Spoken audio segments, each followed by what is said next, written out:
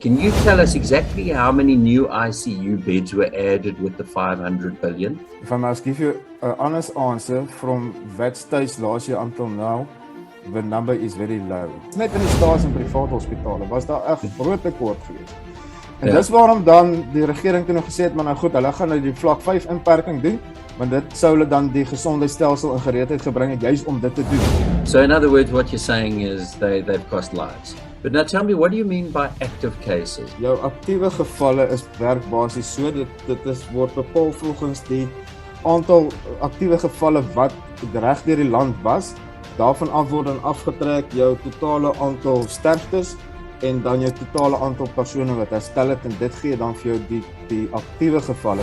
So op hierdie stadium het ons tans 'n herstelkoers van 95%. Saak wat ons sê dat die inperkings is nutteloos. Dit dien geen doel op hierdie stadium nie, want ons kan geensins sien dat die inperkings enige positiewe bydrae gelewer het tot die bekamping van die coronavirus nie.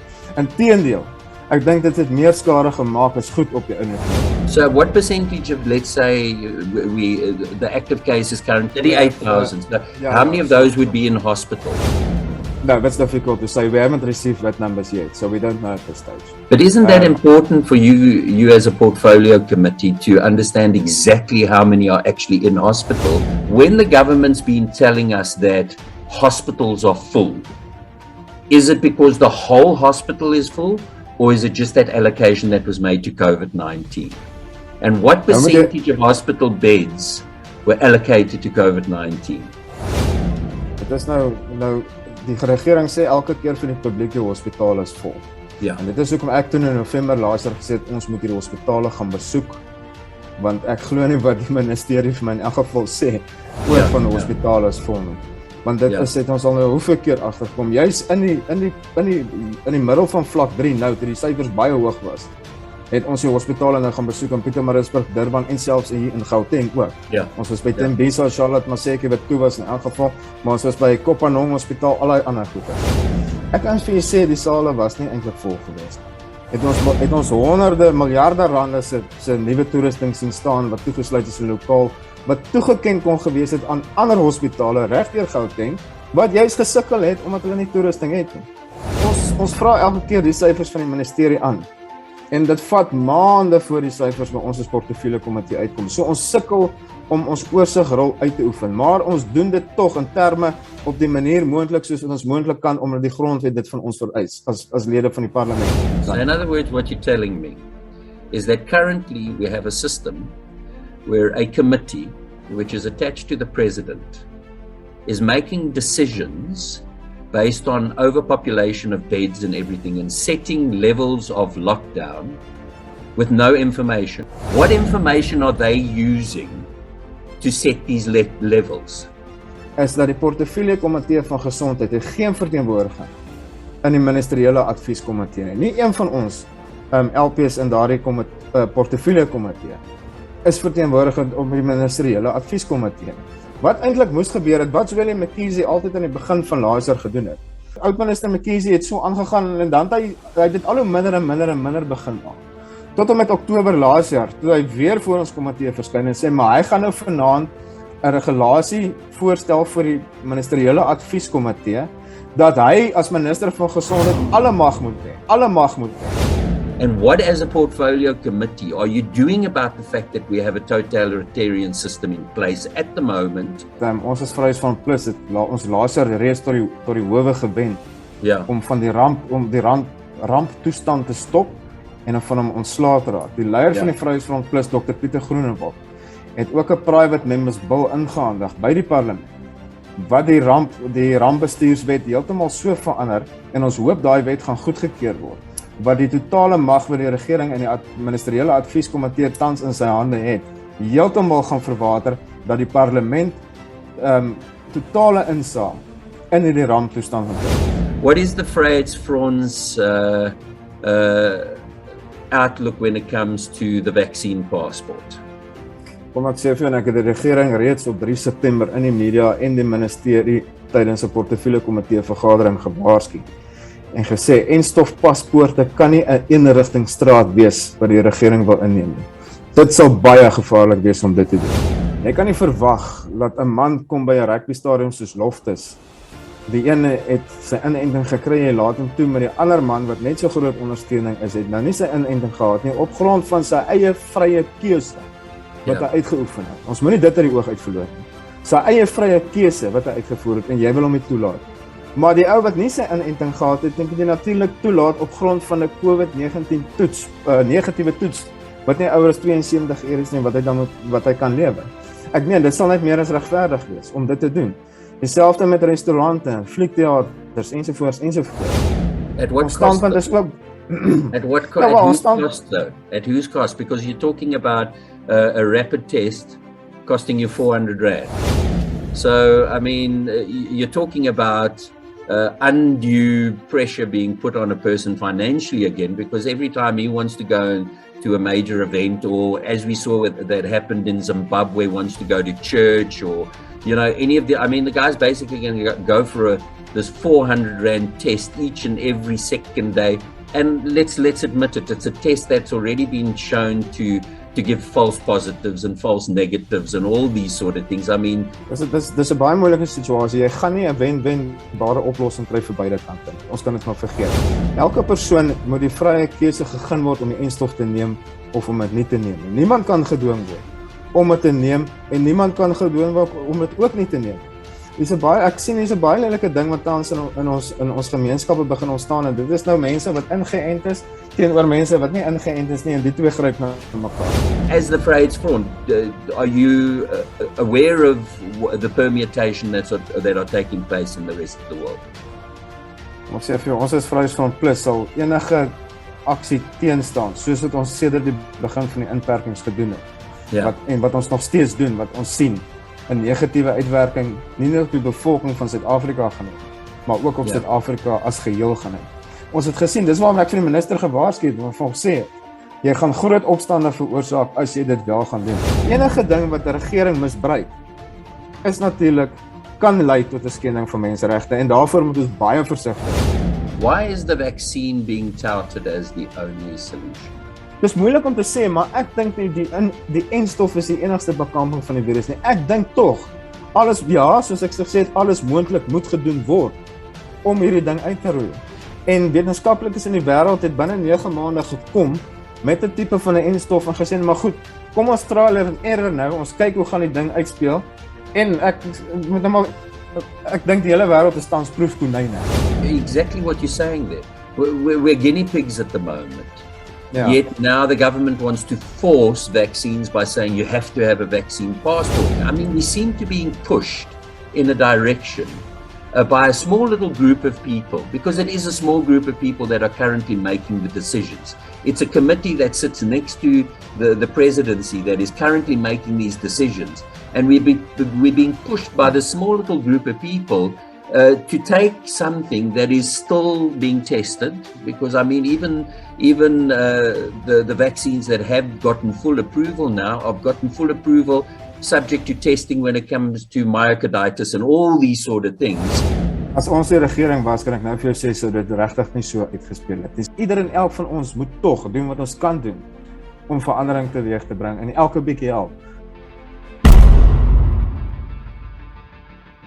Ladies and gentlemen, today is going to be another interesting debate, I think, that we're going to have. We are going to be speaking to Mr. van Staden from the Vryheidsfront. He's a member of parliament here, and he's in charge of the he's on the health portfolio committee. He's in charge of Vryheidsfront's health portfolio. I think that what we're going to learn today is going to be of extreme interest, and it's going to be very important to understand what is going on in government when it comes to not only COVID, but the overall picture when it comes to government and when it comes to our health. Don't miss this one. This one is it. So without further ado, let's turn to Mr. van Staden. So how's Parliament been treating you lately, especially with all the things that have been going on with 500 billion rand disappearing and all those sort of things? How's it treating you? Well, we have warned government last year when we started with this program that this money will be stolen. Ja. En hulle het nou nie veel ag daarop geslaan nie, maar dit wat die VFPLUS toe gesê het toe gebeur in elk geval. Ons het reeds met die uitbreek van die pandemie laas jaar gesê, hier's groot geld wat gaan verdwyn. Inteendeel, ons het toe so in binne 3 weke aan vlak 5 het ons toe begin vra aan die verskillende departemente, se ministers, geskrewe vrae oor uitgawes aangegaan en goed, en toe daai goed begin terugkom 3 maande na die tyd, toe sien ons, veral by openbare werke, waar ek nou kan praat met my portefeulje is en natuurlik gesondheid ook. Patricia de Lille se departement het natuurlik sommer vir saniterings van geboue oor R300,000 betaal, wat belaglik is, jy weet. En dan weet ons nou natuurlik wat by gesondheid gebeur het, dit het julle nou die afgelope paar weke gehoor om die digital vibe skandaal, wat plaasgevind het met Zweli McKeesie, wat ook nou maar R150 miljoen gekanaliseer het na sy eie huishouding toe deur sy seun en sy skoondogter. And this is very bad because in the middle of a pandemic on stage 5 last year, when the hospitals were supposed to be brought into order to get everything ready for the pandemic, these people in the ministry and the previous minister himself went and stolen this lot of money instead of buying the personal protective equipment for medical workers in South Africa. En ons weet wat het gebeur. Daar is oor die 600 mediese werkers is in daardie tydperk te dood as gevolg van COVID-19. So dit is nie net diefstal wat plaasgevind het nie, maar mense lewens is ook geneem deur hierdie aksie. En jy weet die mense knip nie oog nie, jy weet ek wil Zweli McKeesie wil ek nie tronk, ek het reeds gesê, as die staat hom nie gaan vervolg of die owerhede hom nie gaan vervolg nie, gaan ons hom vervolg. Maar tronk toe gaan of tronk toe gaan, want ons mense lewens wat daaraan verlore gegaan het, jy weet so. It's very interesting that you're talking about all this money that's disappeared and everything like that. I mean, I know that that 500 billion was supposed to be allocated into upgrading the hospitals in order to help alleviate the wave that was coming. And as far as I know that when it comes to like ICU beds and things like that, can you tell us exactly how many new ICU beds were added with the 500 billion and how many hospital beds were added with the 500 billion? Because to me, that would have obviously, if you're preparing for this wave that's coming and you know it's all about hospitalization and those sort of things, obviously that is where you'd want to spend the money. And we were told about all these facilities that were being opened up to handle it and everything like that. But we don't seem to have those facilities around. Can you just explain in terms of that? Because I know we're looking at probably about 120,000 beds in total when it comes to hospital beds countrywide, and a couple of thousand when it comes to ICU. So what percentage was increased out of that 500 billion? If I must give you an honest answer, from that stage last year until now, the number is very low. I don't have the exact numbers in front of me, but it's not in the hundreds of thousands. Jy sal onthou laas jaar toe die pandemie uitgebreek het, ek reeds in die media 'n verklaring uitgereik, want ek het toe opname laat doen deur die verskillende provinsiale hospitale deur die land.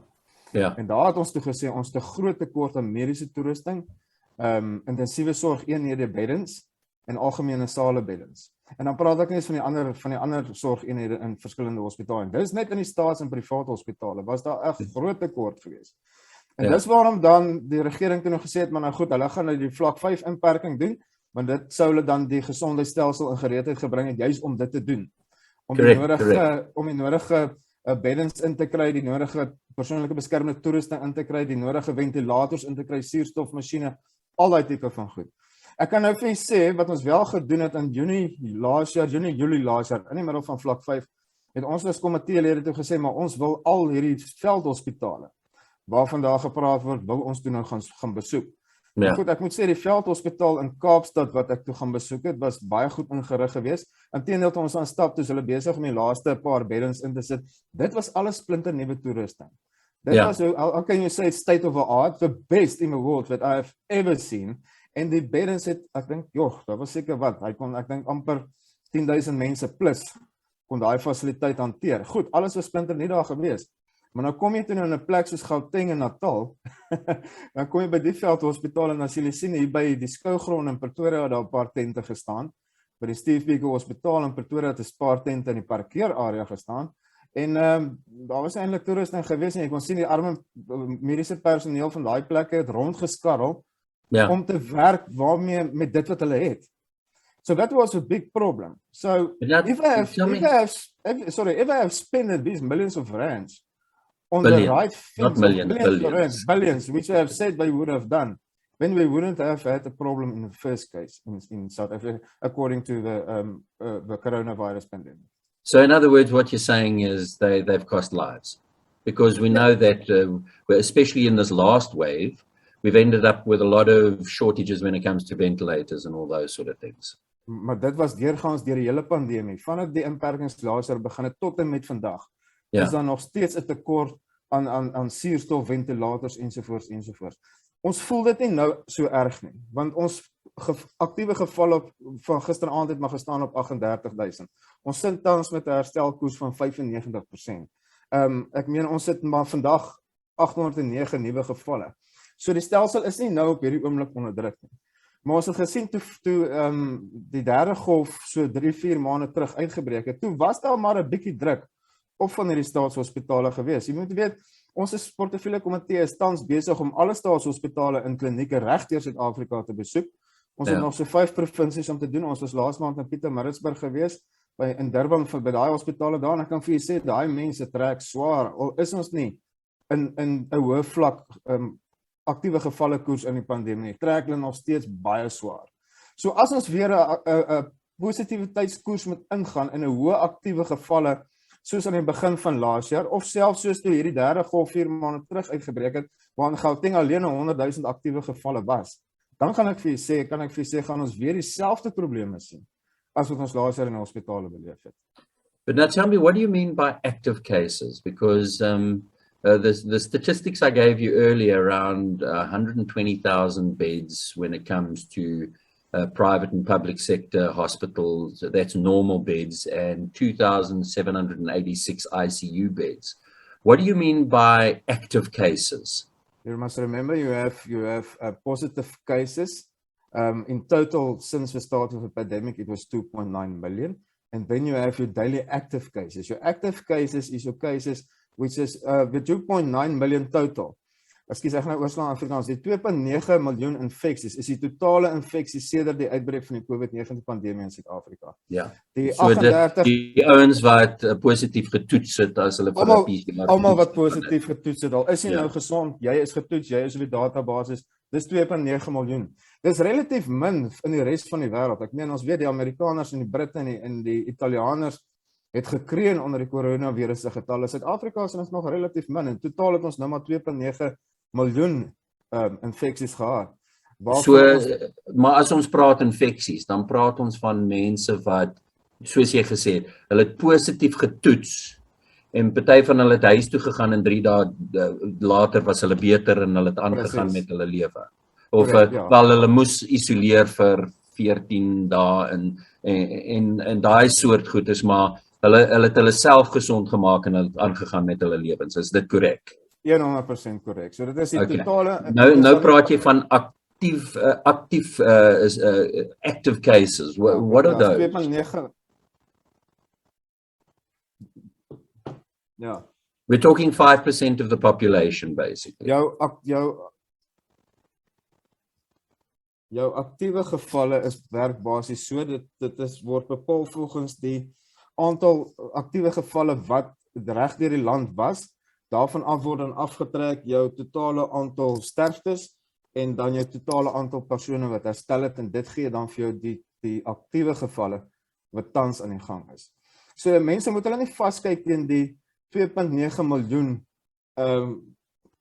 gevalle, positiewe gevalle soos dit aangedui word daagliks op die syfers nie, maar kyk jy vas teen die getal aktiewe gevalle en daar kan jy volgens kan bepaal hoe erg is die pandemie tans en in watter rigting is hy besig om in te stuur. So op hierdie stadium het ons tans 'n herstelkoers van 95%. So Suid-Afrika is in 'n mate, kan ek nou maar sê, is redelik gesond met hierdie syfers van gisteraand. En dit is nou waar ons nou kom by, en jy gaan my seker nou vra daaroor, want ek wil so lank gou daaraan raak, is waaroor ons kom by die saak wat ons sê dat die inperkings is nutteloos. Dit dien geen doel op hierdie stadium nie, want ons kan geensins sien dat die inperkings enige positiewe bydrae gelewer het tot die bekamping van die coronavirus nie. Inteendeel, ek dink dit het meer skade gemaak as goed op die einde van die dag. Ons sien Why would you say that? Terwyl ons sien gesinne wat hulle werk verloor het, ons staan op 'n werkloosheidkoers van 34,4%, wat 7,8 miljoen mense is. Nou die inperkings laas jaar het 'n groot bydrae hiertoe gelewer. Ek dink die syfers wat ek eergister gesien het, was amper iets so 600,000 mense wat weens die inperkings hulle werk verloor het. Jy weet, besighede toegemaak, niemand kom meer soos normaal funksioneer nie. En dan is daar ook 'n ander ding wat uitgebreek het. Jy moet weet, tydens die inperkings vandat die COVID-19 uitgebreek het, gee staatshospitale veral nie meer aandag nie aan gewone operasies of ander siektetoestande nie. Ons het gister gesien en gehoor dat TB gevalle uit die hoogte begin inskiet, omdat die staatshospitale nie aandag aan gee nie. So, die staat kyk hom tans vas net teen COVID-19.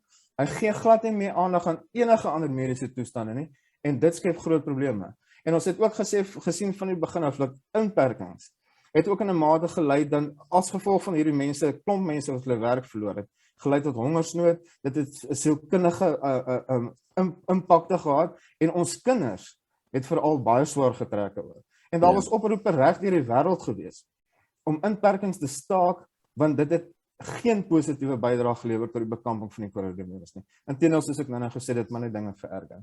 Okay, now, just to get back to those active cases. Active cases, does that mean people that are in hospital, that are receiving treatment? Dit is nie net mense in hospitale nie, dit is mense wat nou tans vir 10 dae isoleer ook, wat nie so siek is. Okay, so that includes everybody who's now positive. So what percentage of, let's say, the active cases currently, you said is what, 83,000 or? 38,000. 38,000. So how many of those would be in hospital?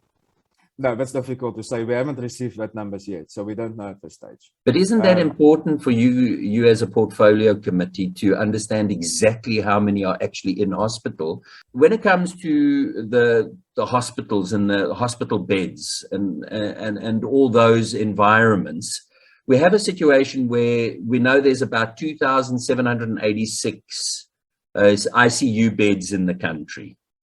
And we have about 120 to 130,000 normal hospital beds that are in wards and in those environments. Now, we've had the government tell us that these hospitals are full. Now, from an anecdotal point of view, I went to a hospital in the Vaal Triangle where the hospital has 450 beds, but all that was allocated towards COVID-19 patients was 20 beds, and they were complaining they were full because those 20 beds were full. Now, I mean, that isn't even 10% of the total, I mean, that's 5% of the total allocation of that hospital. When the government's been telling us that hospitals are full, is it because the whole hospital is full, or is it just that allocation that was made to COVID-19? And what percentage of hospital beds were allocated to COVID-19? Dit is nou die regering sê elke keer vir die publiek die hospitale is vol. Ja. En dit is hoekom ek toen in November laas jaar gesê het ons moet hierdie hospitale gaan besoek, want ek glo nie wat die ministerie vir my in elk geval sê oor van die hospitale is vol nie. Want dit is het ons al nou hoeveel keer agtergekom, juis in die middel van vlak 3 nou, toe die syfers baie hoog was, het ons die hospitale nou gaan besoek in Pietermaritzburg, Durban en selfs hier in Gauteng ook. Ja. Ons was by Tembisa, Charlotte, Maseke wat toe was in elk geval, maar ons was by Kopanong Hospitaal, allerlei ander goeders. Ek kan vir jy sê, die sale was nie eintlik vol gewees nie.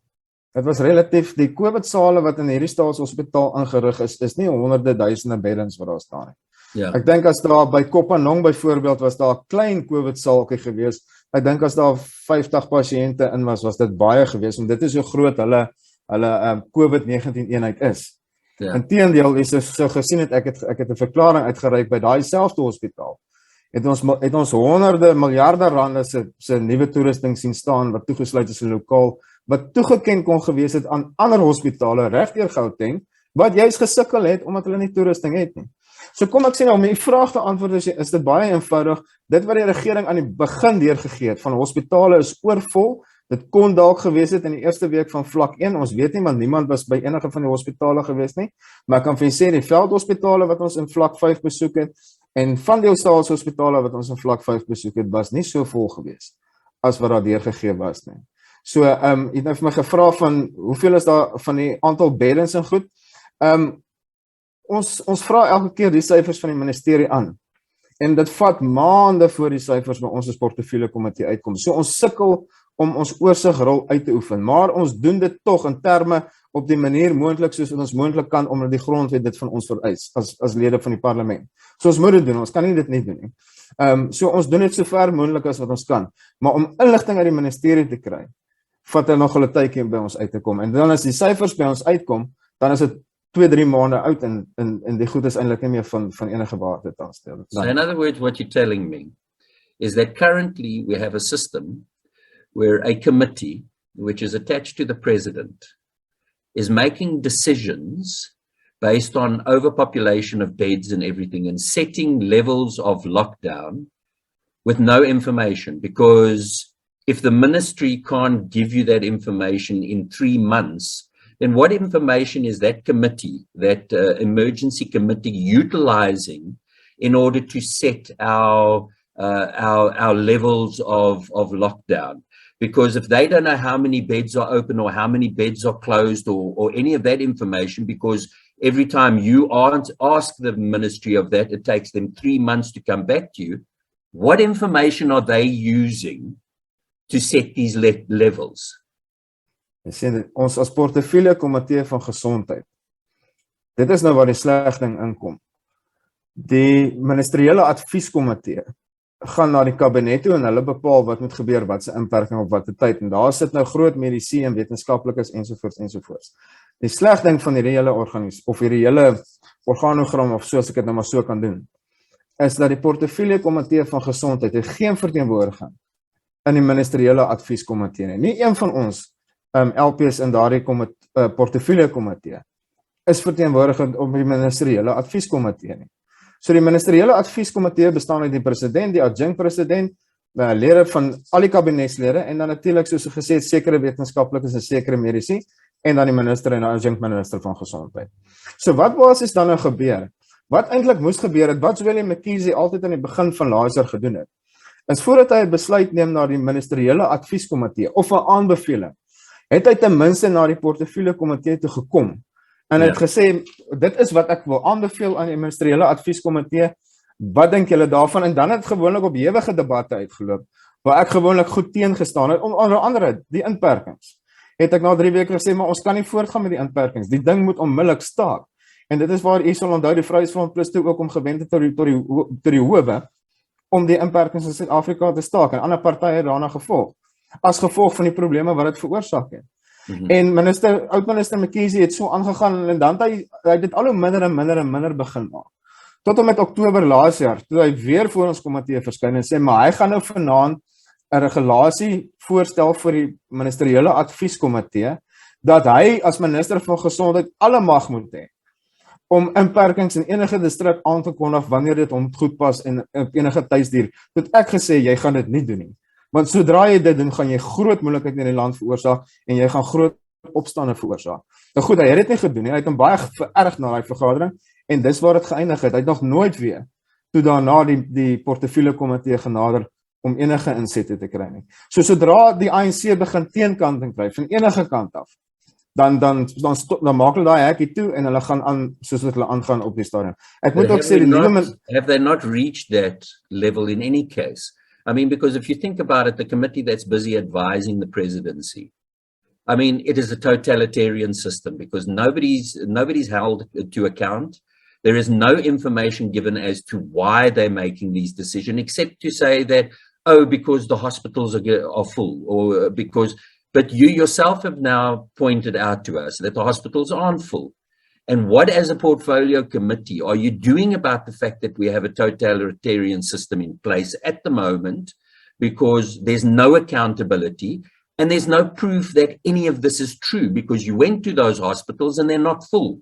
Yet these guys are using these measures by saying, no, the hospitals are full, with information that you cannot get from the ministry itself, which is the custodian of that information, because you ask for that information, they give it to you 3 months later, yet these decisions are still being made. What is the Vryheidsfront and other parties that are democratic-loving parties doing about this? What are you doing to make sure that this totalitarian process doesn't take place?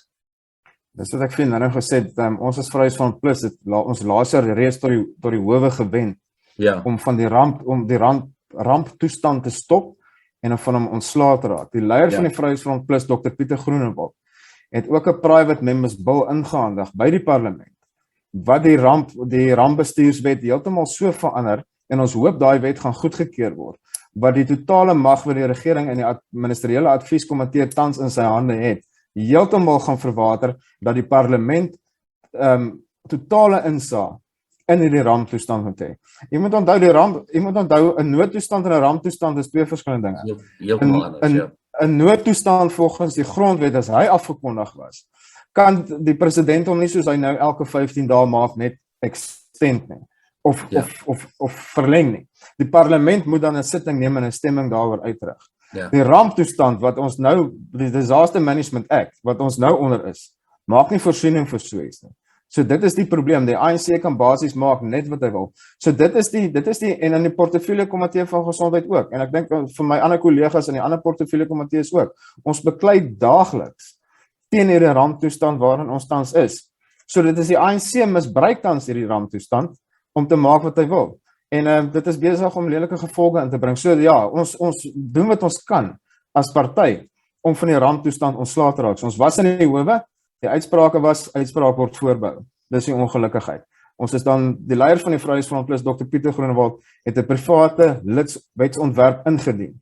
Daar was 'n groot perskonferensie ook daar gewees 'n paar maande terug, wat dan die mag vir die ramptoestand heeltemal so herskryf, dat die mag totaal en al uit die regering se hande uitvat, en terugplaas in die parlement se hande, sodat daar voldoende oorsig oor die proses uitgevoer kan word. Ons hoop dat die ander partye ons sal steun in die parlement, sodra dit ter tafel gelê word, en dat ons hierdie wetgewing dan kan deurvoer.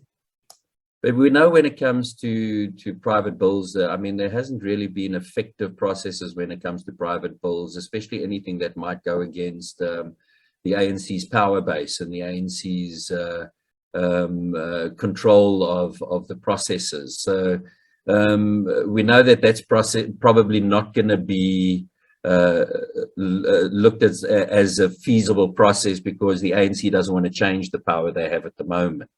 When it comes to the courts, I mean, we're busy facing a very precarious situation.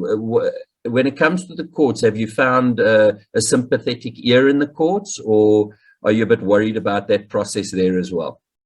Ek wil maar nie graag uitspreek oor besluite wat die howe neem nie, so ek dink kom ons los dit, daai mense is gekwalifiseerd, en ek dink kom ons los dit in die hande van regters en sovoorts. Ek dink die besluite wat hulle neem, so ek wil maar nie graag uitlaat oor wat howe se besluitnemingsproses is nie. Okay, so we'll just say you've been happy with the process. You're the advocate, I'm not, so you know.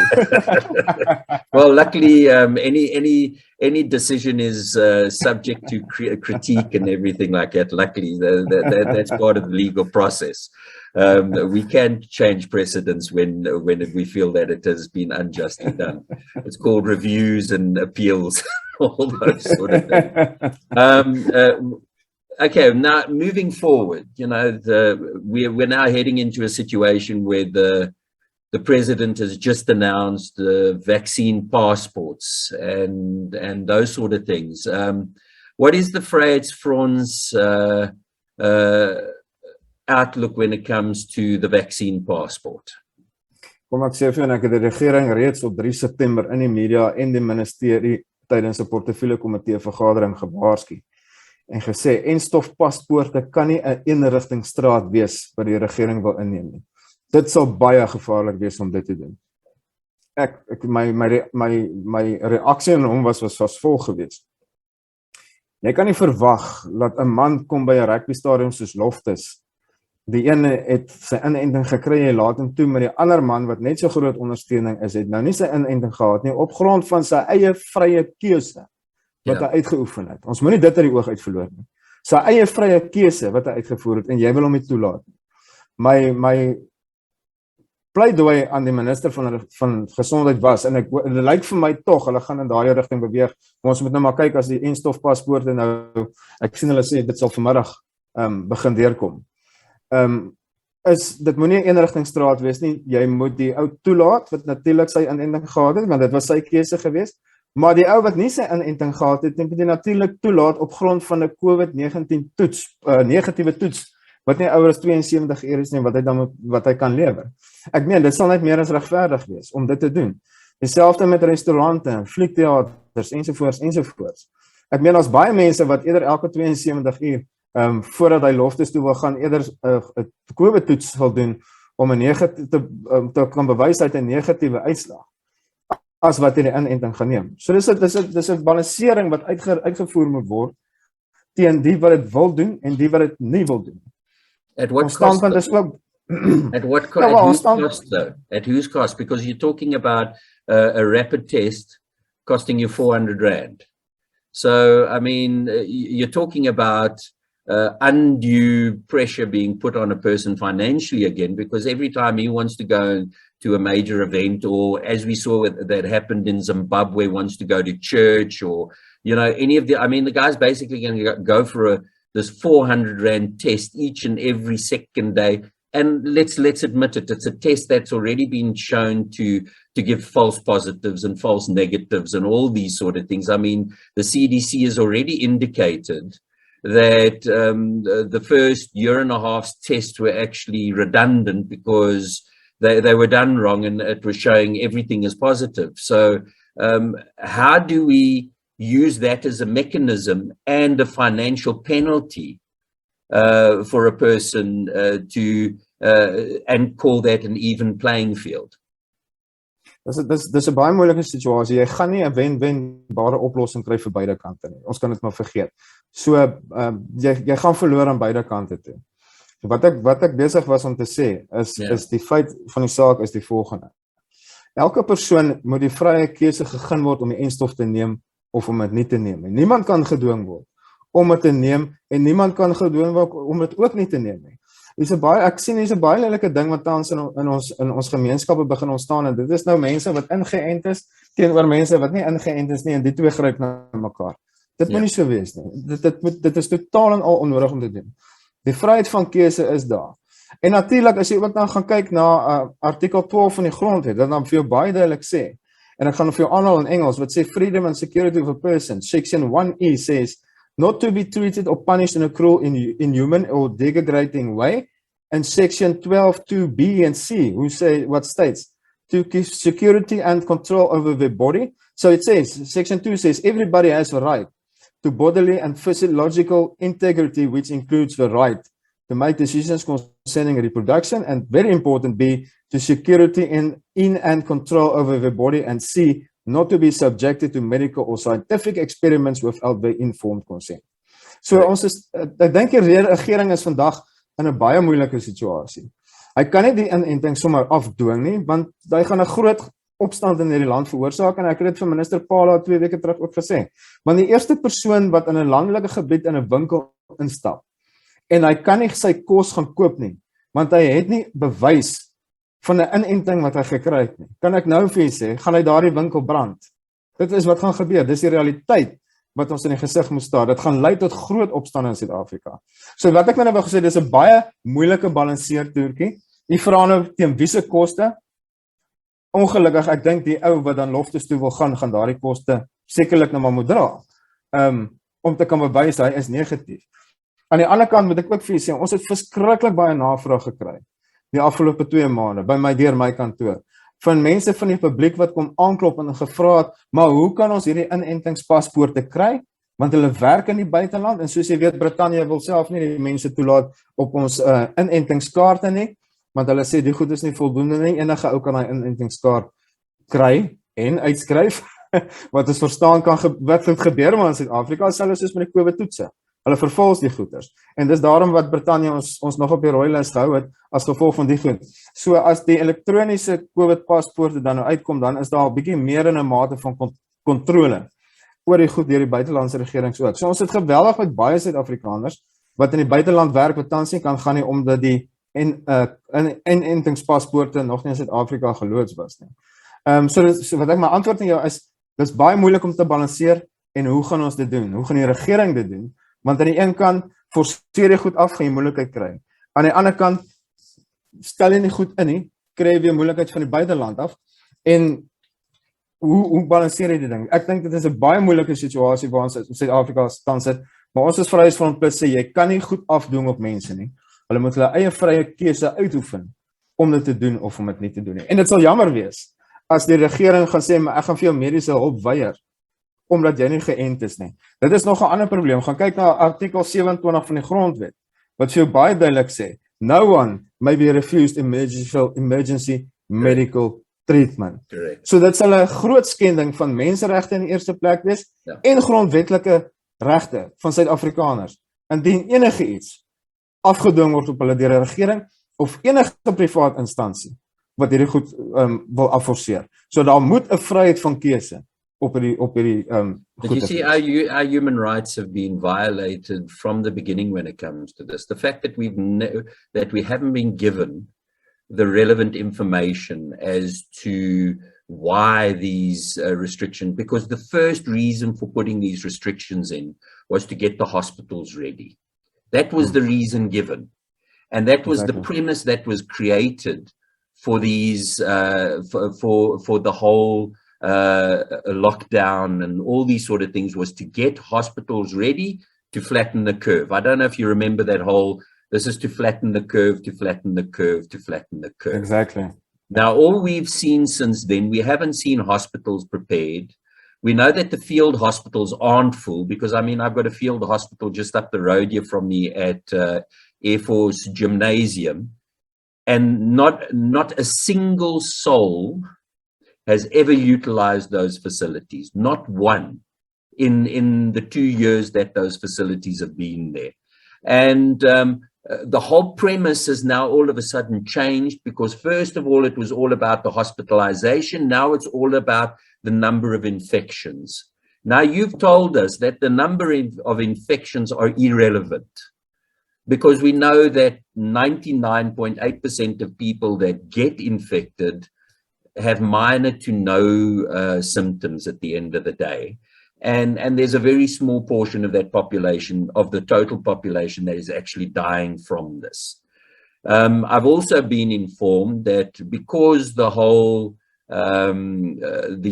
PCR test was showing a whole bunch of false positives and everything like that, that many of the people that have died of COVID didn't actually die of COVID. They died of heart diseases and things like that. And because they tested positive for COVID, which could, with a PCR test that could cover the full spectrum of, I mean, even a common cold, these things have been done. Now we're being forced into a next stage, which is now it's a vaccine passport, which is even more draconian than everything that has been done up until now.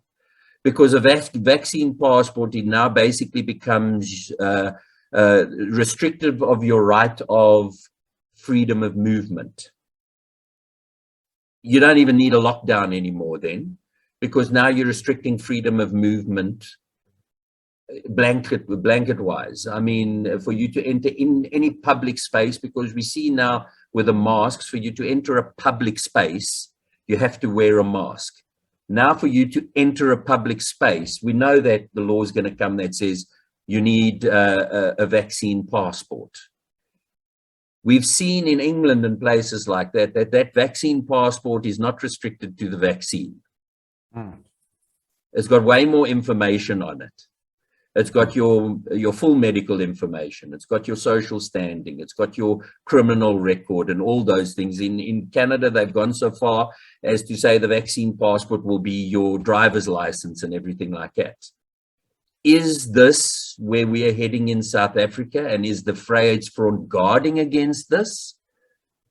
Or are we allowing a process to happen where we get taken down this path to losing our constitutional rights at the end of the day. I know I'm sounding like a conspiracy theorist at the moment, but it seems to me this is where we're heading. If I follow normal processes, are you making sure that this doesn't, I mean, as the phrase front, are you aware of the permutation that are taking place in the rest of the world? Ek sê vir ons as Vrous van Plus sal enige aksie teenstaan, soos wat ons sedert die begin van die inperkings gedoen het. Ja. Wat ons nog steeds doen, wat ons sien 'n negatiewe uitwerking nie net op die bevolking van Suid-Afrika gaan hê nie, maar ook op Suid-Afrika as geheel gaan hê. Ons het gesien, dis waarom ek vir die minister gewaarsku het, wat ons gesê het, jy gaan groot opstande veroorsaak as jy dit wel gaan doen. Ek meen Suid-Afrika is nie Europa nie, ons is nie Amerika nie. Het gesien hoe betoog die mense in Frankryk teen hierdie tipe van goed. En Suid-Afrika is 'n totale ander ballgame, as ek die Engelse woord kan gebruik. Ek meen mense het ons gesien hierdie in selfs nou 2 maande terug. Deur 'n simpel binne interne ANC krisis wat ontstaan het mense na die strate toe gegaan en amok veroorsaak in KwaZulu-Natal en Gauteng, en dit is my punt presies. Wat ek sê, die eerste persoon wat by 'n winkel opdaag wat nie kan ingaan nie, omdat hy nie geënt is en 'n paspoort kan hê nie, gaan groot moeilikheid maak.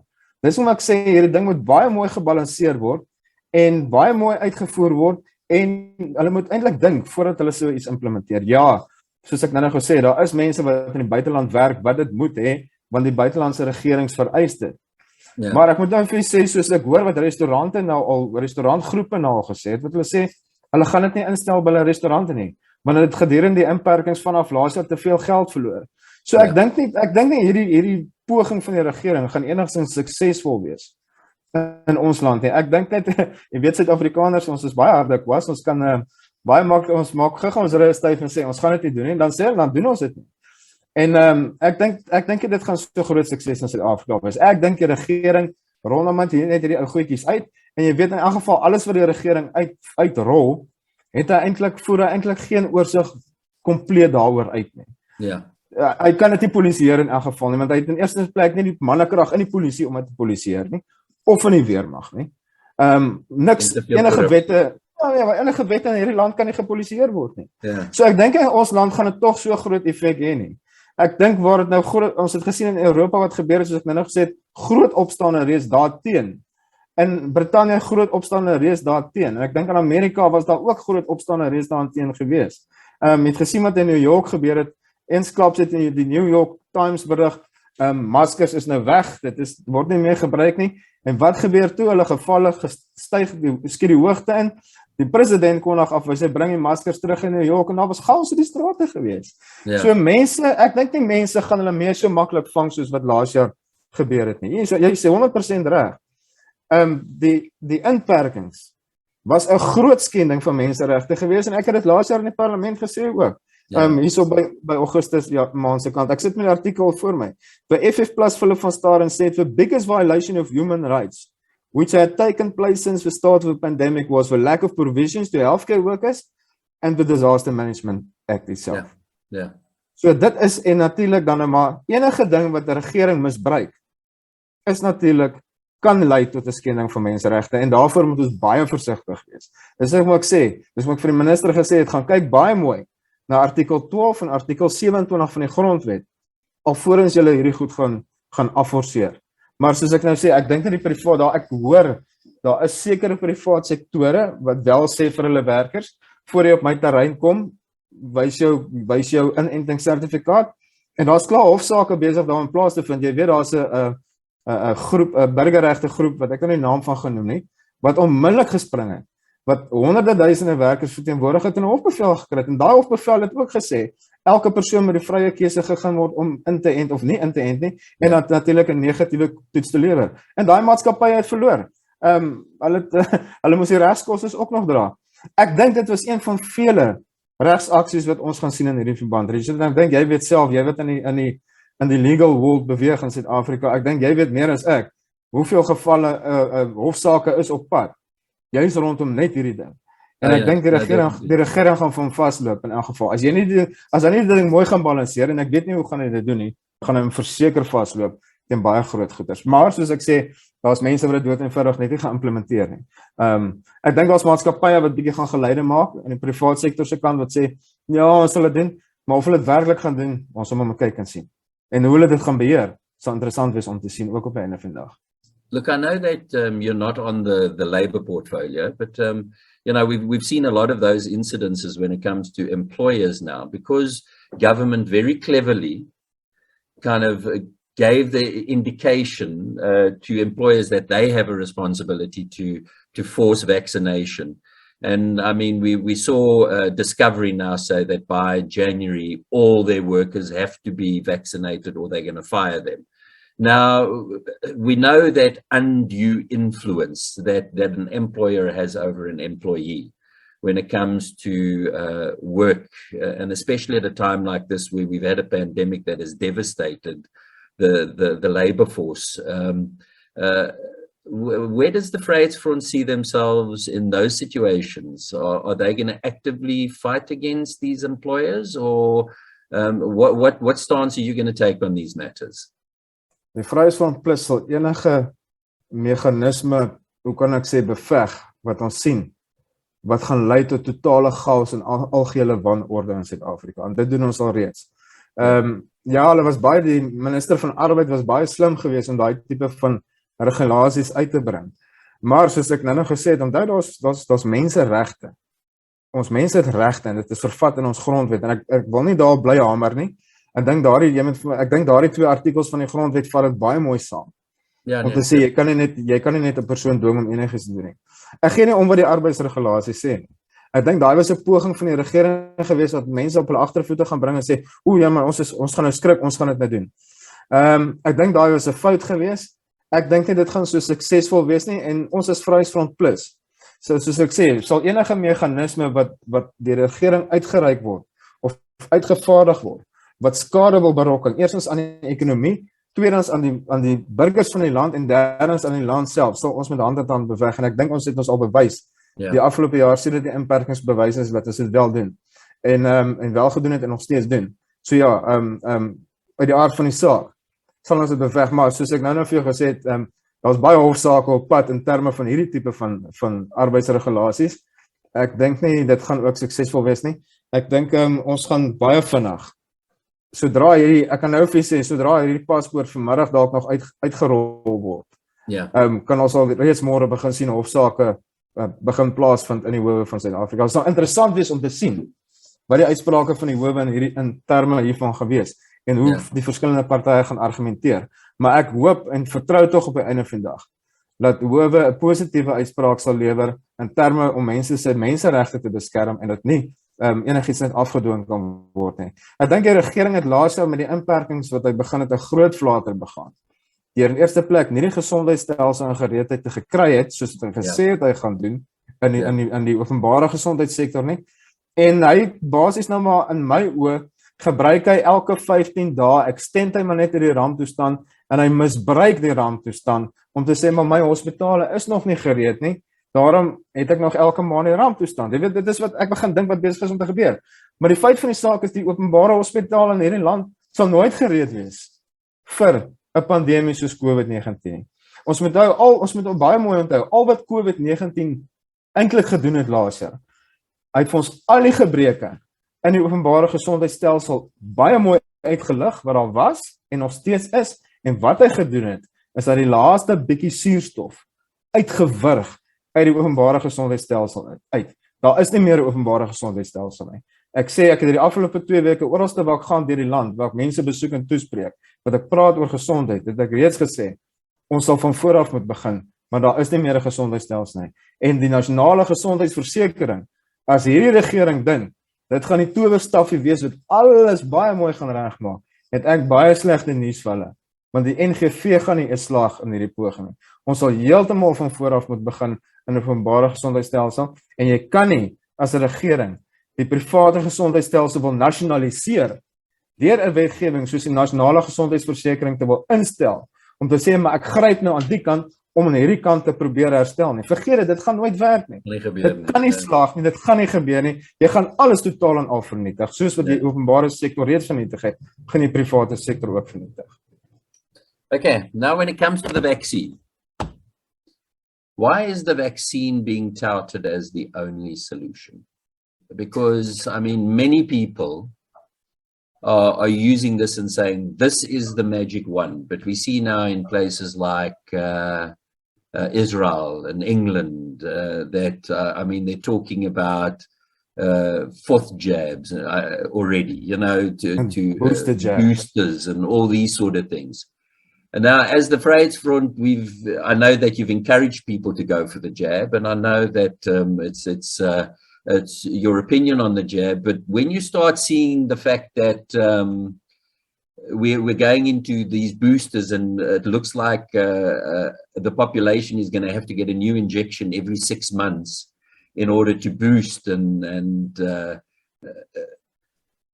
is that the actual solution? Or, I mean, there are studies that are showing that natural immunity is far more effective than the actual vaccine. The Vryheidsfront and its vision on the way forward to ensure that we're no longer slaves to the COVID-19 pandemic. What is your plans, and what is the perfect solution, do you think, moving forward?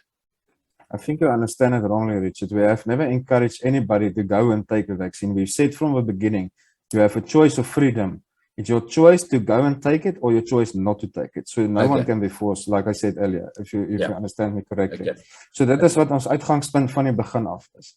Is jy die keuse om dit te vat en jy die keuse om dit nie te vat. Maar soos ek nou gesê het, die een moenie die ander een aan die keel begryp omdat die een dit wil doen en die ander een dit nie wil doen nie.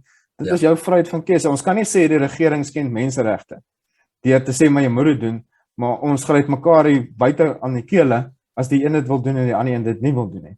Ja.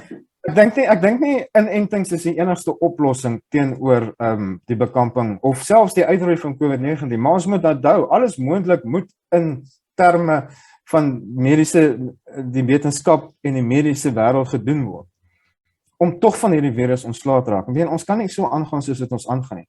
Ek dink die hele wêreld was wel onkant gevang toe hierdie ding uitgebreek het. Die hele wêreld was so rustig gewees in terme van gedink dat ons is hierdie superweses wat nie meer kan siek raak nie. Ek dink die wetenskaplike wêreld daar buite was op sy knieë gevang. Ek dink die hele wêreld was laks gewees in terme van bekamping van virusse ensovoorts. En dit was, dink ek, baie gevaarlik en 'n groot fout gewees wat almal in die hele wêreld gemaak het. Ons het gedink ons is hierdie superwese wat kan maak en breek soos ons wil en wat nie sal siek raak nie, en ons het nooit gedink. Ek dink die mensdom het nooit gedink dat in ons gedagtes lewens in hierdie moderne tyd van vandag dat so 'n ding in die wêreld sal uitbreek wat so groot gevaar vir ons lewens gaan inhou. Ek dink nie enigstens iemand het dit verwag nie. En dit is hoekom ek sê, dis waar die laksheid ingekom het, dat mediese en wetenskaplikes en regerings, en dit sluit ons almal in, reg deur die wêreld, was so gemaklik geweest, dat daar nie soos in die ou dae voortdurend toetse gedoen was om te kan kyk, as daar iets uitbreek, dat dit hier gekeer word en daar gekeer word. Nie? En nou is ons met die broek op, as ek so kan sê, met die broek op die knie gevang, toe hierdie ding uitgebreek het. En wat maak jy? Nou het jy 'n probleem. Nou probeer jy almal inperk met eens om te probeer dat die ding nie versprei nie. Maar ons het gesien, inperkings keer nie die verspreiding van die virus nie. Jy kan dit vergeet. En dis waar hierdie regering ook 'n baie groot fout maak. Jy weet, hy dink hy sê hierdie virus is baie slim, want voor 11 van die nag is die virus nie aansteeklik en beweegbaar nie. Maar na 11 van die nag, dan gaan hy vir jou gryp. As jy by 'n restaurant instap met jou masker op, maar as jy gaan sit, gaan die virus jou nie gryp nie, want hy kom hier oor jou kop. Dis belaglike goed, man. Jy mag nie op die strand gaan speel nie, want die virus gaan jou gryp. Jy mag nie in die park gaan speel in 'n sekere tyd nie, want die virus gaan jou gryp. Hoe belaglik kan dit wees? Want die strand is juist die perfekte plek om te wees, want die ventilering is oop en is groot en die spasie is groot. Die gevaarlikste plek waar jy wel kan wees, het ons gesien in hierdie pandemie, is juist binnenshuis. Met aircons en al hierdie goeders, want jy hou die ding daar binne. Die plek ventilering, daar is nie genoegsame ventilasie nie. So ek dink ons almal, ek dink nie, dis moeilik om te sê, maar ek dink nie die enstof is die enigste bekamping van die virus nie. Ek dink tog, alles, ja, soos ek gesê het, alles moontlik moet gedoen word om hierdie ding uit te roei. En wetenskaplikes in die wêreld het binne 9 maande gekom met 'n tipe van 'n enstof en gesê, maar goed, kom ons trial and error nou, ons kyk hoe gaan die ding uitspeel. En ek dink die hele wêreld is tans proefkonyne in terme van hierdie ding. Want ons, yes, exactly what you're saying there. We're guinea pigs at the moment. yeah. Yet now the government wants to force vaccines by saying you have to have a vaccine passport. Doesn't it seem odd that a government would make a decision like, I mean, we seem to be being pushed in a direction by a small little group of people, because it is a small group of people that are currently making the decisions. It's a committee that sits next to the presidency that is currently making these decisions. And we're being pushed by the small little group of people to take something that is still being tested, because I mean, even the vaccines that have gotten full approval now have gotten full approval subject to testing when it comes to myocarditis and all these sort of things. I mean, we don't really know how many people have died from it, because we haven't followed full protocols when it comes to actually looking at the adverse effects of these vaccines. I mean, everybody knows of somebody that went for the vaccine and appears to have died fairly quickly after having taken the vaccine. Now, we get told, no, the autopsies were done and it wasn't vaccine related, but nobody gets to see the autopsies. The whole sharing of information doesn't happen. I mean, there's been a court case where the isolated virus was requested, which wasn't forthcoming. Why wouldn't it be forthcoming?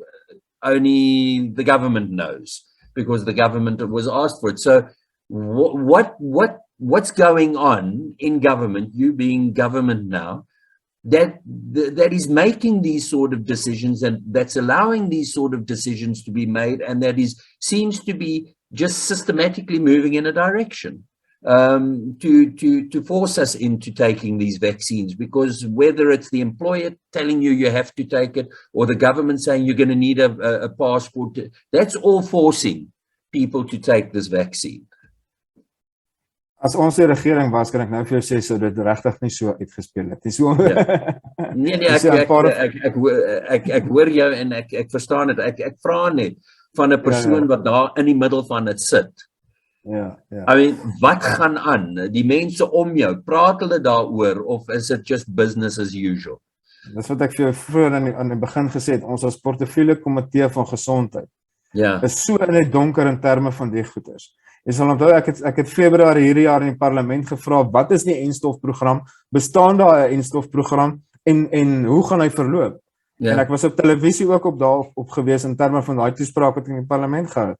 Ja. Want ons as portefeulje komitee van gesondheid is so in die duister met enige iets wat die ministeriële advieskomitee aan die kabinet en die president voorlê, dat dit word nie deur ons gegaan nie. So dis wat ek vroeër in die begin van die program gesê het, hoe moeilik dit vir ons as portefeulje komitee lede is van gesondheid, om ons wetlike oorsigrol uit te oefen. So ons doen in terme wat ons kan met dit wat ons het, vra ons die nodige vrae wat gevra moet word, en ons pas die nodige oorsig toe wat ons moet toepas. Dis hoe ek nou aan die begin van die program gesê het, die ideaal sou gewees het dat lede van die portefeulje komitee van gesondheid, en dit sluit ons almal in, die ANC, die Vryheidsfront, ensovoorts, die ACDP, almal, die was van die ministeriële advieskomitee, dat die daar kan sit. Kyk, ek is nie 'n wetenskaplike nie, ek is nie 'n dokter nie, maar die liewe Here het vir my gesonde verstand gegee, en ek kan vir myself dink, en ek kan sien as 'n ding nie reg is nie, en dan kan ek daar die regte geleide maak en sê, wow, ouens, waarmee is julle besig? Ek sê, moenie die rigting vat nie, vat eerder die rigting, en dan kan hy ou die ding daar uitbeklei. Ja. Maar ons moet ook vir mekaar sê, dat alle regerings wêreldwyd is ongelukkig, moet die Wêreldgesondheidsorganisasie se voorskrifte onderskryf in terme van die pandemie, en ek dink dit is 'n groot fout wat gemaak word, want jy kan nie toelaat dat een organisasie, al die regerings wêreldwyd, en ek wil nie nou in 'n diepte dan, want daar's baie conspiracy theories rondom dit, as jy verstaan wat ek bedoel. As ons in die onderwerpe gaan, centralization of power has always been a bad. Jy kan nie dit doen nie, die demokrasie is juist daar, dat jy jou eie gesonde verstand kan gebruik, om toegelaat te word wat jy moet doen, wat jy dink is goed. As soon as you have an elite that says, I know more than you, you have a problem. I mean, if we think of there's been many drugs that have come out, thalidomide that came out and children were born with no arms and no legs. So we know that even scientists can make mistakes. You know, I just want to say that it's been an extremely good hour that we've had over here. And I think Well, we can go another one, eh? Oh, do you want to go another one? No, Oh, I'm more than welcome, but then you're going to have to expand it a bit further, the topic base, because we can't just stick to these things, and we're going to have to start talking about section 235 of the Constitution and those things as well. You spoke about the health insurance, and we're hearing talks now about that they're going to implement this, and it's going ahead, and they're going to start charging us an extra, I think it's 20% or 30% of the total fiscus is going to go towards national health insurance and everything. I mean, this is just, to me, if you look at how small our actual taxpayer base is, it's an absolute impossibility. And do you think that this will be the nail in the coffin, the proverbial nail in the coffin that will finally destroy the middle class of South Africa? Oh, nee, natuurlijk, het sal definitief gebeur. Nie die middelklas nie, ek dink dit sal almal vernietig in terme van gesondheidsdienste. Wat die koste van die nasionale gesondheidsversekering is, weet die regering nog self nie eers nie. Hulle kan nie eens vir ons daardie syfers gee nie. Die verslae wat deur Solidariteit ensovoorts uitgereik is konservatiewe skattings op wat dit moontlik kan wees. So dis nie 'n finale koste nie. Ek het laas jaar van minister McKenzie het ek 2 ure gesit en hom ge-interrogate clause vir clause in terme van die NHI bill. En op die 2 ure se vraag wat ek van gevra het, kon hy 1 vraag vir my antwoord, slegs 1. En dit was, en hy kon nie so behoorlike antwoord gee, en daai vraag was, wanneer gaan die ding geïmplementeer word? O, ekskuus, dit is eintlik 2 vrae, ek moet hom 'n bietjie krediet gee, hy kon 2 daarom antwoord. Die een was gewees, wanneer gaan die wetgewing geïmplementeer word, het hy gesê rondom 2026, en die ander vraag was, van my en hom was, hoe seker is jy dat korrupsie nie ook in die NGV gaan posvat nie, en hy het gesê dit gaan nie. Famous last words, ons het gesien wat gebeur. Hy is afgedank weens korrupsie met Digital Surveillance van 150 miljoen rand. En dis hoekom die departement van gesondheid nou gemors het. So die NSI, soos ek nou gesê het, is die grootste nasionaliseringsaksie van die ANC sedert 1994. Nou die regering weet self nie wat die totale koste gaan wees nie, en dit is baie gevaarlik. Ek dink nie hulle gaan Treasury het klaar verlede jaar 'n verslag aan ons komitee kom verduidelik en sê daar is nie genoeg geld in die staatskas om die NHI van stapel te stuur nie. So selfs hulle sê daar is nie. Ek het in Oktober 2019 al my beswaarskrif, die VFPLUS se beswaarskrif begin skryf teen die nasionale gesondheidsversekering. Hy is nou so 165 bladsye. Ek is nou klaar met hom, so ek gaan hom nou môre afteken, en as die parlement nou weer oopmaak na die verkiesing, dan dien ek hom in. Dit is ons beswaarskrif en sovoorts. En al die goed wat die minister, voormalige minister op gegryp het en nie kon geantwoord nie, die Treasury Department het gesê, daar is nie genoeg geld in die staatskas om hierdie ding te loods nie, en vele waarskuwings vanuit verskeie regeringsoorde self, wat gesê het, hierdie ding gaan nie volhoubaar wees nie, het ek daarin vervat. Ek moet net vir jy sê, as ons net so vinnig gaan kyk na die proses rondom die NHI, dit is ons is nou besig met die openbare deelname proses.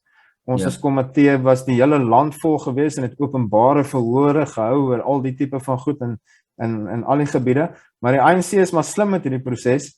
Hy gaan hou dit in die mees roereelste gebied in 'n provinsie, en hy hou dit weg van 'n stad soos Pretoria of Pietersburg of Johannesburg, waar die groot teenkant en jou groot mediese sit in daai stede wat hulle teenkanting gaan bring. Maar goed, daar het daarom 230,000 beswaarskrifte teen die nasionale gesondheidsversekering ingekom by die parlement. Die ANC het gekom en gesê, nee, maar daar moet 'n maatskappy van buite aangestel word wat hierdie besware kan hanteer. Dus ek, stop jy Lori, nie so vinnig nie. Wetgewing bepaal dat ons as LP's in die portefeulje komitee moet self hierdie werk doen. Jy kan nie iemand gaan kontrakteer om dit te doen nie. Jy weet Richard, jy ken my, ek doen dinge op 'n snaakse hoekom ek dit gedoen het. So ons moet nou fisies self deur daai 230,000 besware gaan, een vir een. om te kyk. So dit gaan jare vat. Ek dink nie 2026 gaan naby dit wees nie. Maar goed, ons moet nie ontspan of oor hierdie situasie. Jy weet, ons doen wat ons kan om hierdie ding te keer waar ons kan en hoe ons kan, jy weet. Zolie McKee is 'n digital vibe skandaal wat nou plaasgevind het, is 'n goeie ding om te sê, luister, maar die ding gaan in elk geval nie werk nie. Ten spyte van wat hy gesê het, maar daar sal nooit korrupsie in wees nie. En dan ook die administrateurs wat die staat wil aanstel, moontlik gaan aanstel. Ek dink nie hulle gaan dit nou meer doen nie. Nadat ek Februarie in parlement vir hulle gesê het, maar die GEMS maatskappy, Government Employment Medical Scheme Fund, wat julle wil aanstel is die administrateurs van die NHI is self gewikkel in 'n 300 miljoen rand se korrupsie met hulle direkteure en goeders.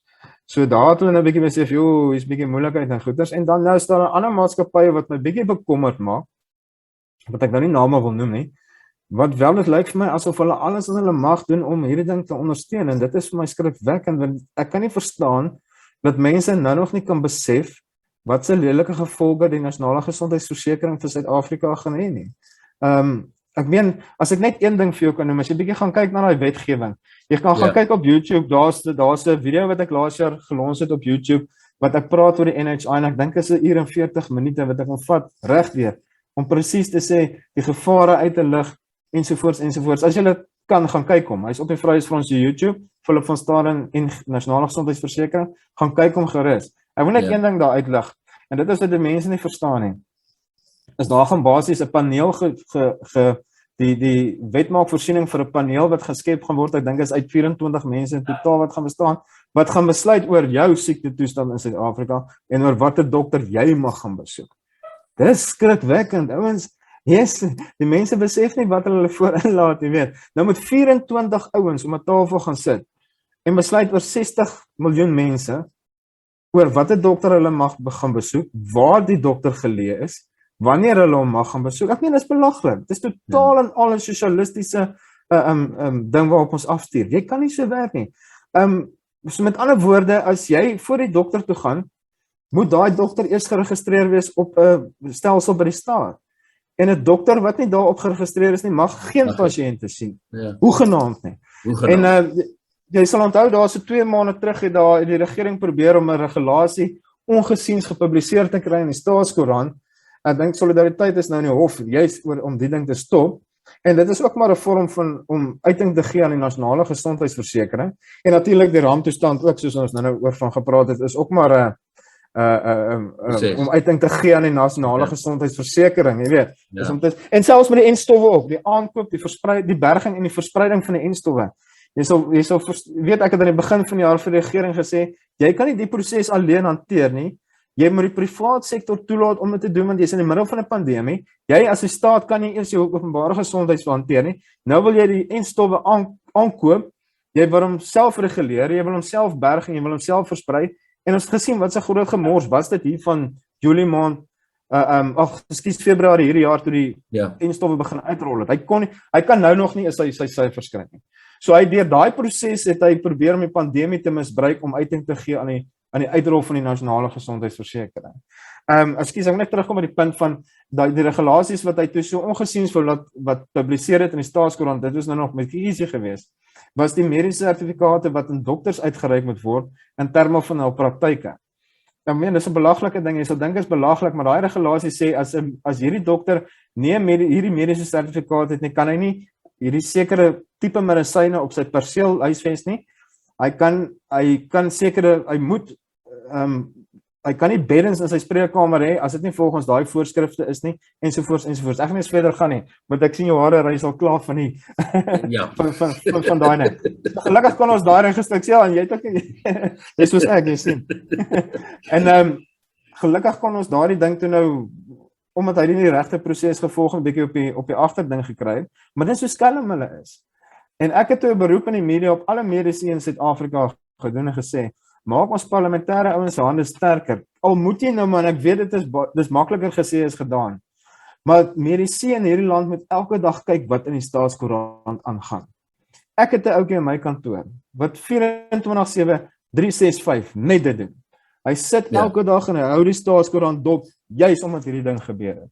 Wat ek nou in 'n pos het, juis om net om dit te doen. En ek het 'n beroep. It's very Yeah. difficult for doctors who are trying to I survive know. the red tape and all these things that are taking place, to even keep an eye on what's going on anywhere else. You know, and I Maar ons think this is the biggest problem is the socialists, or should we call them communists, are very effective at keeping you busy so that you can't keep your eye on the ball, and then they sneak the things in. I mean, how many Exactly. times have we seen legislation coming during December that you know has a profound effect on everybody, but it happens in December because they know everyone's on holiday. Exactly. And Ja, daar's ons kan nie meer dit so doen nie. Jy weet, almal moet enige poging aanwend om hierdie goed nou maar daagliks dop te hou. ja, Want dit is wat gebeur, jy weet. So, ja, ja, dit is maar hoe skelm hulle is, maar ja, wat die nasionale gesondheidsversekering, hy het reeds alles, hy het ons het nie meer openbare gesondheidsstelsel nie. En hierdie ding gaan die private gesondheidssektor totaal en al heeltemal vernietig. En ek's bevrees as hierdie ding deurgaan as wetgewing, gaan ons nie eers meer 'n private gesondheidsstelsel in Suid-Afrika nie. Ons sien hoeveel dokters het reeds aangekondig dat as hierdie ding op die wetboeke kom, gaan hulle uit die land uitgaan. ja. Dis skrikwekkend. Ek dink 'n land soos Suid-Afrika kan dit wel bekostig op hierdie stadium. Ons het reeds 'n tekort aan dokters en verpleegsters. Ek dink nie ons kan nog die bietjie wat ons het uit die land uitjaag op in terme van wetgewing wat jy wil implementeer nie. Die ANC dink nie wat hulle doen nie. Ek dink hulle sien iets in die buiteland en hulle hardloop met hom, jy weet. So. But do you think they don't think, or is it more the ideology that takes preference? Ek You dink know, dit is beide. you think it's beide? Ek dink dit is beide. Ek dink daar's 'n groot ideologie van die ANC wat hulle met mag en krag op die boeke wil hê en afforceer op almal ensovoorts. Dus Ja. their way or no way.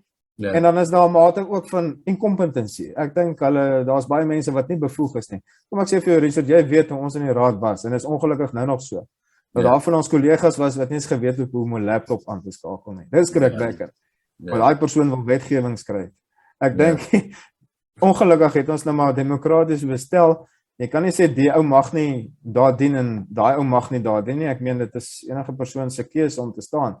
Maar ons as party sif kandidate. Ons laat nie sommer enige ou toe by ons om as kandidaat te staan nie. Ons stel hoogs gekwalifiseerde mense aan om te staan as kandidate vir ons party. Want dis wat jy moet doen, want daai ou of vrou moet die kiezer daar buite dien.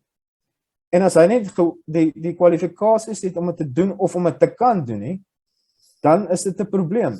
Want dan gaan ek, as ek op die einde van die dag die regering van die land is, van dieselfde bootjie wees as die ANC. Ek gaan wanadministrasie, wanbestuur ensovoorts. En ons moet gaan kyk hoekom gebeur hierdie dinge. Ek dink dit gebeur pleinweg daaruit omdat die mense nie weet wat hulle doen nie. Totaal en al. So ek dink alvorens ons mense, en korrup is natuurlik, en ek dink alvorens ons mense in partye regdeur van al die, nou praat ek van al die partye wat wel gekwalifiseerd is in hulle velde, of nie net in hulle velde nie, maar wel om die publiek te kan dien, dink ek nie gaan hierdie probleem opgelos word nie. So ja, ek dink nommer 1 is ideologie en ek dink nommer 2 is maar net incompetency op die einde van die dag. En ongelukkig lyk dit vir my die twee loop maar hand aan hand saam. Yeah. So, on a final note, I'm going to say final because we've all got busy days. I've still got to head off and do a lot of things today. On a final note, the future of South Africa. Where are we heading? And what should we, what advice can you give people? Die toekoms van Suid-Afrika, waarheen gaan ons heen? Wel, as ons as burgery nie opstaan en met hierdie komende munisipale verkiesing ons stem in eerste plek die moeite moes gedoen het om te gaan registreer vir hierdie komende verkiesing, want as jy dit nie gedoen het, moet jy na die tyd by my kom klaar en sê, my water en ligte rekening is reg nie, want ek gaan vir jou vra, meneer, het jy geregistreer, het jy gaan stem? En as jy sê nee, dan is dit 'n probleem. Punt nommer 1. Punt nommer 2. Die burgery van hierdie land wat geregistreerde kiesers is, het alle mag in hulle hand om hierdie komende plaaslike verkiesing die regerende party uit die stoel gelig te kry.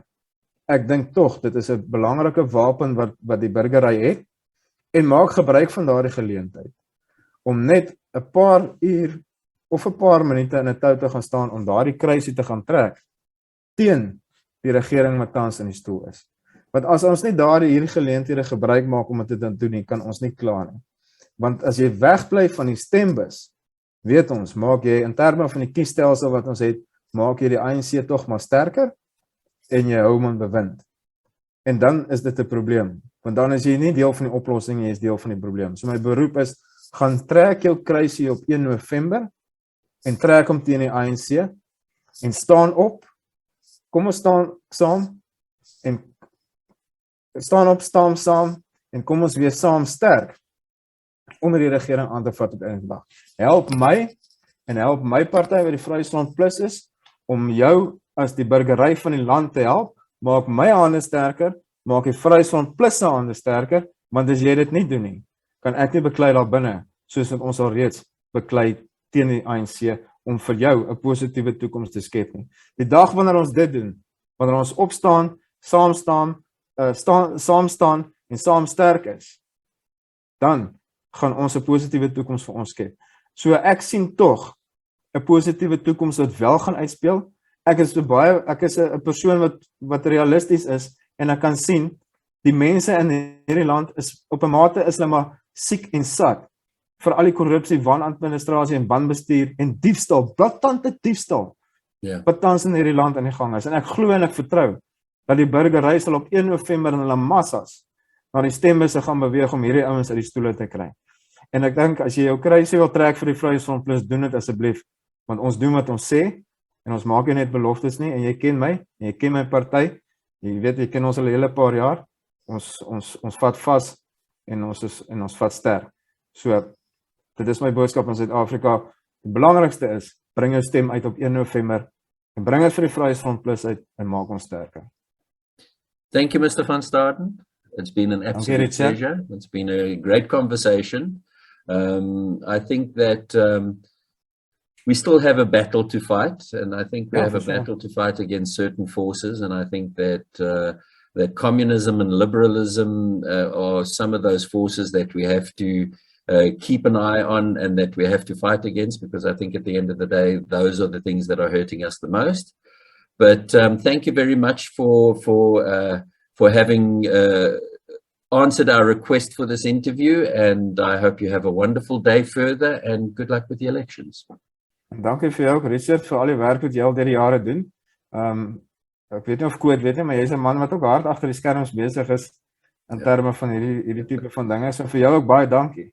En ek dink jy is ook 'n goeie voorbeeld vir die burgery daar buite en vir gemeenskappe daar buite, want ieder en elk van ons moet tog doen wat ons kan doen om verandering teweeg te bring en elke bietjie help. Either of jy in die parlement is of in 'n provinsiale regering of in 'n munisipaliteit, 'n raadslid is of soos jy wat goed agter die skerms doen. Elke bietjie help, en ek dink dit is ons plig as landsburgers. Skoot jy ook, baie dankie vir jou ook. Die reuse rol wat julle in Boermedia speel om die boodskappe dan na buite na mense te kry. Elke bietjie help. Wat ons nie dit doen nie, kan ek nie eendag my dogtertjie wat nou 5 jaar oud is in die oë kyk en sê, as sy vir my vra, wat het ek gedoen om verandering te bring? Dan wil ek haar nie in die oë kyk en sê, papa het niks gedoen nie. So ek doen wat ek kan. En vir julle twee manne en vir julle organisasie wil ek ook sê, vreeslik dankie. Elke bietjie help. Kom ons gryp hierdie ouens en ons kry hulle weg. Thank you very much, sir. Have a wonderful day. Goed gaan, jy doen. Bye-bye.